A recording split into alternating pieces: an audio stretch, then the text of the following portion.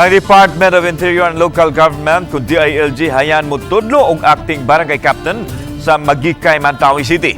Kinitungod sa kamanduan sa COMELEC pagsuspenso sa proklamasyon sa midaog sa eleksyon. Ang report ni Nico Serino. Sa Certificate of Canvass Votes and Proclamation sa winning candidates, walay pangan nga nakabutang sa midaog pagkapunong barangay sa Barangay Magikay, Mandawi. Inay gisuwat dinhi nga gisuspenso ang proklamasyon tungod sa gipagawas nga COMELEC resolution. Sa milabayng eleksyon, midaog si incumbent Barangay Captain Eduardo Gumera nga nakakuha og kapin sa 4,000 ka mga boto. Apan wa ihinayon ang pagproklama kaniya. Sa pakighinabi sa telepono, girespeto sa kapitan ang desisyon sa COMELEC. Miduso ang ilang kampo og tubag ngadto sa kauluhan kabahin niini, labi na nga matud pa ang ayang tan-aw ang iyang kadaugan. Eleksyon man nakita man pud gibuto ang budak sao.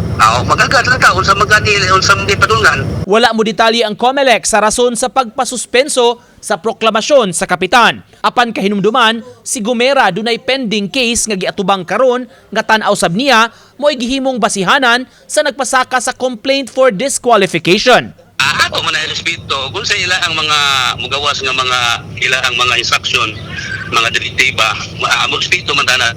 Alright. Dili tanan ko ano. Sa ila ang kuan mo kuan ra ko, musunod ra ko.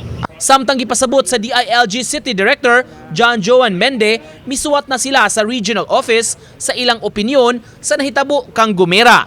Sa higayon nga dunay vacuum o vacancy sa pwesto, posibleng mutudlo og acting barangay captain.